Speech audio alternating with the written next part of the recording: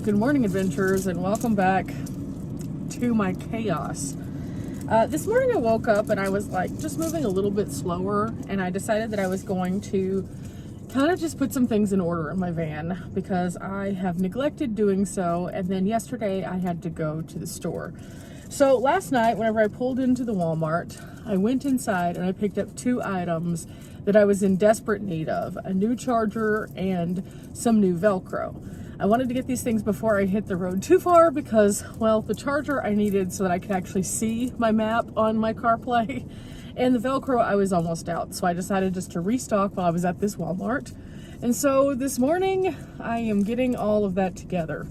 I opened up the box of Velcro because I only use the sticky side, the side that has the little teeth on it, and it just went everywhere, kind of like a slinky that has been sprung. So I am currently in the process of trying to get it just into a little roll so that I can then put it into my little bag, and maybe this will start my morning off decent. But this hasn't been the only task that I've been working on this morning. I've also done a couple of other things. Let's talk about it. Since I know that I'm going to be pretty much without service for a couple days, I decided I was going to go ahead and try to get some things pre-uploaded. So I uploaded a couple shorts this morning, and I have been working on stuff like that. I am getting ready to take out my trash, to downsize some of my packaging and stuff so that I don't have a bunch of extra stuff going into bear country because, well, bears. Yellowstone area is synonymously known for bears. So I need to make sure that I don't have anything weird that the bears could want. And also that brings me to my next point of concern: cooking in the van in bear territory. See, I'm in my van and I'm pretty self-contained. However, there are two things that I hadn't thought about. Number one, I have a bunch of Mountain House on my roof in my roof box. Now, the roof box is sealed. They are in a dry bag and they are all closed. So I hope that's good. I don't know. I've never carried my hoard of Mountain House into bear territory quite like this before, so it makes me a little nervous. My alternative is a bear can, but there's no bear can that's big enough to put all of that in it. There's just not. I haven't seen one. It would be more like a bear box, and I don't know. I'm not exactly sure how this is gonna work. Also, I have a refrigerator and a freezer in here.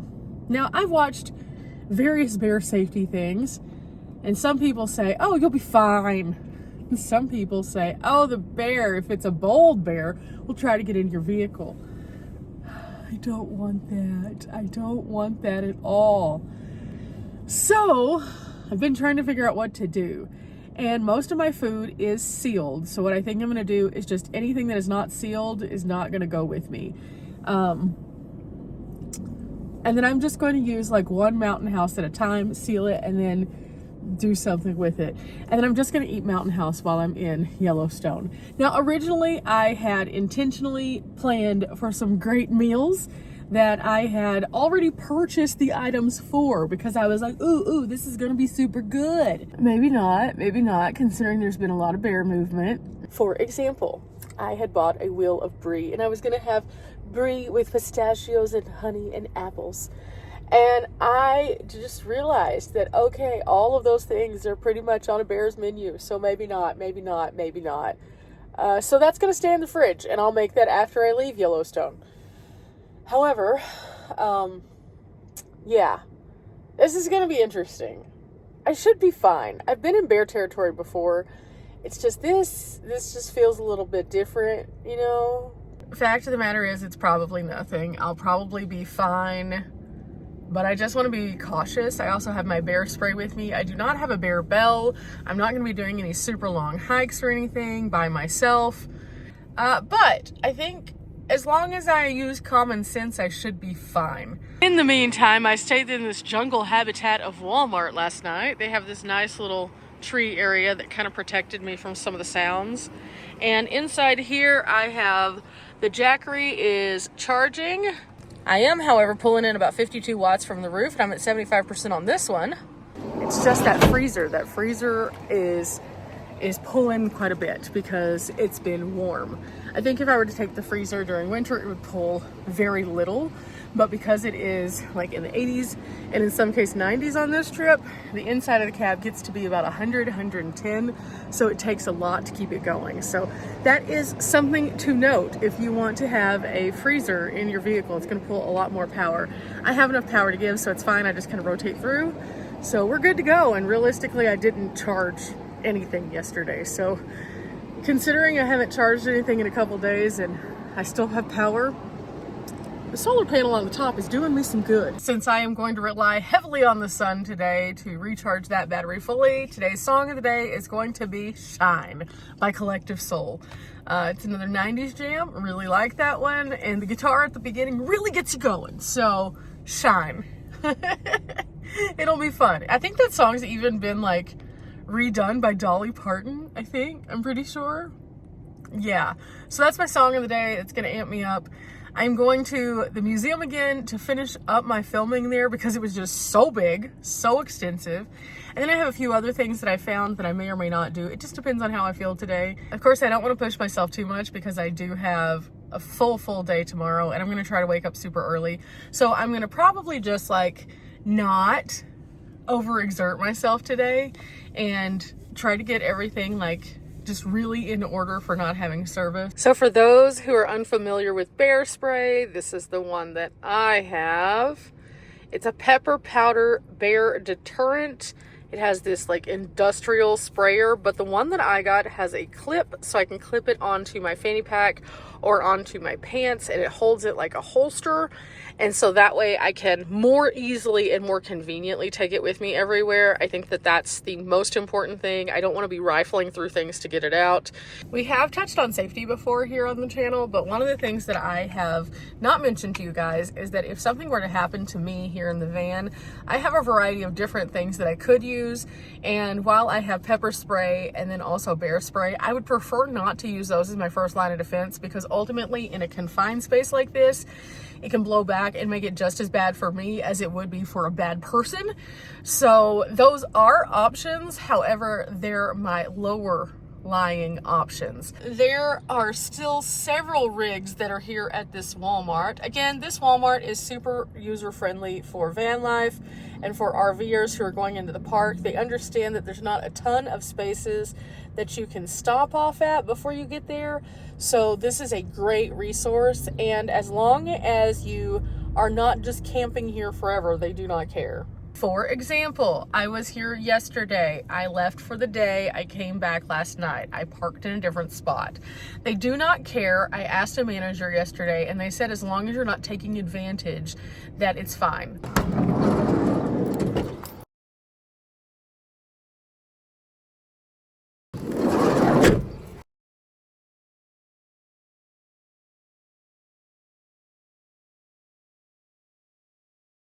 Okay, that's all finished, and now I am ready to move around. Dollar Tree, here I come. Today's video is just going to be kind of all over the place, I feel. Most of my days in the life really are. If you guys haven't picked up on it by now, my days don't look like most. Because like I've mentioned before, my goal was never to be a sit and stay kind of girly. It was more so to be on the go constantly.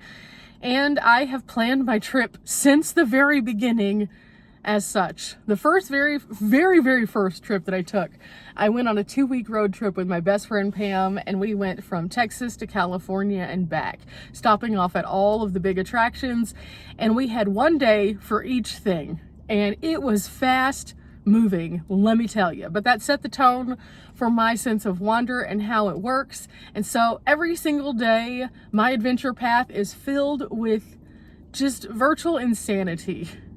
But right now, it's about to be filled with the van that is on, because it's climbing in temperature. The fact of the matter is, since the very beginning, I knew how I wanted to travel. I knew that I wanted to seek out knowledge. I knew that I wanted to see everything. Because, see, my goal whenever I started off was just to take that 2-week road trip. And along the way, I always tell people at the Grand Canyon, I knew this is what I wanted to do. Because for the most part, in the vast majority of my 20s and then portions of my 30s, I felt like I didn't do very much when it comes to travel.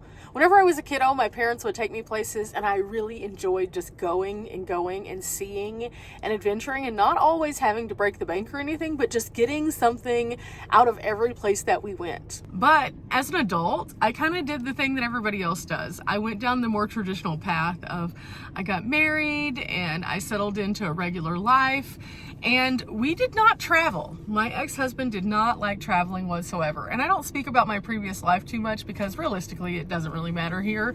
But he didn't like to travel. And so we just didn't do very much of it. But that didn't mean I didn't want to. It's just that he didn't feel comfortable with it. And so whenever I became divorced, I thought, oh, I'm going to do all these grand things. But then life stood in my way and I didn't have the income to do so because I didn't know that there were so many things that I could do using this particular lifestyle. So I did what everybody else does. I went to work. I worked hard. And then my ability to celebrate my joys of work was I would treat myself to a new pair of shoes or a new dress, or I would take myself out to eat. And I did that for several years before finally I was just like at a point where this one job came along and offered me this opportunity to travel. And after that, I never looked back. I knew that I needed to be traveling. And so I took that 2-week road trip and I took a chance on myself. And now here we are over 7 years later doing this every single day. So from the very beginning, I knew I needed to cram in a lot to make up for all that lost time, which is why I go. But along the way also, when I figured out so many places that are incredible just don't have resources to promote themselves, I was like, you know what? Even if one person finds a place because of a video that I did and it helps them to go to that place, it is worth it. So I will make that my life's goal. And the rest is history. I work harder for myself than I ever did for another person. And I did not think that was possible because I put in 150% on everything that I do. So yeah, it's a lot of long hours. It's a lot of quick movement, and it's not for everybody. It's not for the faint of heart, as I say, but it is a lifestyle that I choose and I love and I enjoy sharing. So that's why, guys. That's why I'm constantly like, squirrel. It's worth it to me. I hope it's worth it to you guys. But today, it's time to get off to our squirreling at the Dollar Tree. Okay, let's lock her up. And here we are, Dollar Tree. Okay, I spent $15 even here, which is crazy. But really happy that I got the things that I did. This will keep me good for a while, but I do need to put some of these things in my freezer, I think. So it's time for me to do some moving around. Now, while I'm doing this, I think I'm also going to raise the temperature of this just a little bit because it is almost too cold. It's making things super hard freeze. And it's also starting to get this like condensation on the top. So I'm going to raise it up to 10 degrees. That way it doesn't have to work quite as hard. But time to put the things inside. Now, as always, I try to reduce my packaging. So instead of something being like this, I'll take it out. These things right here are great for the Road Pro where I can heat them up when going down the road. This gives me something to eat for breakfast because I tend to forget breakfast, but I need to take all the packaging off first. This takes up a lot less room than 2 giant bulky boxes, so inside it goes. I also picked these up because these are easy heat and eats. I try to keep some easy things that I can do just for the days that I'm super busy because I will forget to eat otherwise. I'm really bad about that. So having these things I can just throw in the air fryer is nice. That way I don't have to go find a store. I also picked up these so that I could have something in the morning. I'm really trying to do better about waking up and grabbing something before I go. I'm really bad about this. In the entirety of the trip so far, I have probably eaten breakfast 3 days. That's not great. By the time that I get up and do all those things that I do in the morning and it's warm, I'm just like ready to go for the day. I amp myself up and then I forget. And then a lot of times if it comes lunchtime, I'm not yet hungry because I'm still moving around doing activities. So again, I forget, and sometimes I eat lunch too late or I don't. And that is so not healthy. So I'm trying to be more proactive about remembering to eat, even if it's not the best of foods.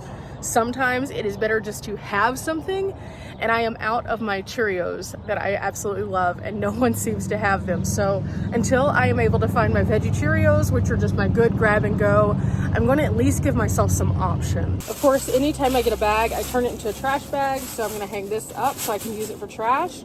And then I'm going to collapse down these boxes the rest of the way so they don't take much room up. Everything in this bag is all going to go in my dry bin, so I'll do that this evening once I get back to my spot that I'm going to stay so I can really organize everything. And here's the hardest part. I have to re-lift the fridge. And normally what I've been doing is I just kind of put my curtain over here and tuck it into my armrest there. Then I lift this, get it up here, come around, and pull it through the rest of the way. Is this the most convenient? No. In a perfect world, I would have a chest that has a freezer and a refrigerator all in one, but unfortunately, the one that I have from Set Power is my parents', and it is far too big. They offered to let me borrow it in this particular trip, but if I had it in here, it's a little bit too wide for my ladder, so it just wasn't an option. I'm hoping Set Power will come out with a dual freezer refrigerator that's a bit smaller or more narrow. If they do, sign me up. That one's going in the van because having this freezer option has been epic. Of course, now it's time to cover this again and just make sure that it's not just super out there like, hey, look, it's a refrigerator. So that's ready to go. I'm gonna scoot these back over. This goes in the front, as does this, so I can scan it. And this can just sit here while it's charging. This one is fine while it's charging here, but I am gonna put this one over here so I can get to it in a little bit because I'm gonna charge it as well. Last but not least, move this curtain back and we're off. Again, I don't expect the Dollar Tree to be my saving grace in all situations, but just preparing myself a little bit better so that I can have the things that I need. It's hot. Sadly, I ran out of my little fruit puree things that I've been enjoying, and they did not have them here. I usually get them at Dollar Tree.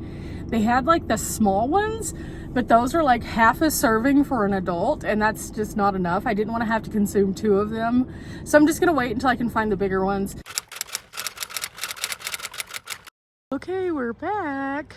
And with my pass, I get 2 days of entry, so I've got that out, and I am ready to go explore the other half of this museum. This was a big one, guys. Yesterday, I came here to do one video, and I thought I could do the whole museum based on what I had seen online. Normally, I don't look up places before I come to them, but I happened to have seen a video from a creator that I enjoy who was here, and he did a really good job. His video was almost an hour long, and I was like, oh, okay, cool, big museum, awesome. But when I got here, I had no idea it was gonna be this much information. And with the storytelling that they have, you can literally spend a whole day there. So instead of just ramming it all into one video, I decided I would take the time to give it its moment to shine. And so that's exactly what I did. I did a portion of it, and then today I'm gonna do the other portion. But this place is pretty epic. So I'll see you guys on the flip side after I finish filming. Okay, I made it out of the museum. Look at this big guy. Over time, I have been to a lot of museums, and I've learned a lot of things. I had to walk away from this one because I was just like so overwhelmed with the knowledge that was in here because there's so many things. Wow, 2 days. 2 days. It took me 2 days to go through it. But for now, the fun part, where is my roof box? Ooh, 106 in the van. Wow. Okay, I unplugged the refrigerator from this, and it's only up to 16%. It's been plugged into here, so it's at 80%. And down here, because we've been pulling sun, we're at 95. Good. So I'm gonna start up the van. Whew, cool myself off, cool the van off, charge the batteries. Okay, I came over to Good to Go instead of the Sinclair that's actually closer to where I was because Gas Buddy told me they have cheaper gas. Yay! And by cheaper gas, I mean like 30 cents cheaper. What? So on the outer lying areas, normally that's where your gas is more expensive because you've been driving through for a really long time. But this one is further out, yet has cheaper gas, probably because of the convenience of the downtown. So I'm gonna go ahead and fill up so I'll be ready for tomorrow. And this should be my last task that I need to do before I am ready to go to Yellowstone tomorrow. And I think because it is pretty crazy out right now, I think I'm just gonna pass on doing other activities. I am mentally exhausted. I'm going to take some time this afternoon to just kind of make sure I download all of my offline maps for Yellowstone specifically, because again, I probably won't have service. And then I'm gonna relax.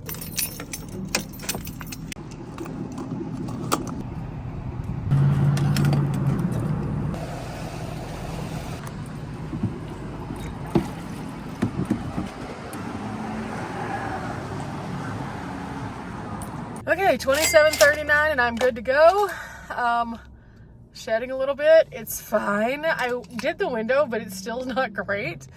But it's just because when they have those shorter ones, instead of the ones that go all the way across, it's harder to get it just like a consistent, like, perfection. So it's fine. I can see a lot better though. I got all the dust off, so I'm happy with that.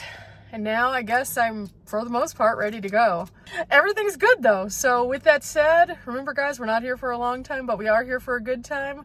The next time you see me, we'll be heading toward Yellowstone and I cannot wait. Well, actually, technically, if you watch the videos in the correct order, you will see me in the museum and then heading to Yellowstone, but it's gonna be super, super fun and I can't wait to share it with you. I haven't been since like 2017, I think, to Yellowstone. Maybe it was 2018. It's been too long. Point being, it's been too long. Till next time, guys. Bye.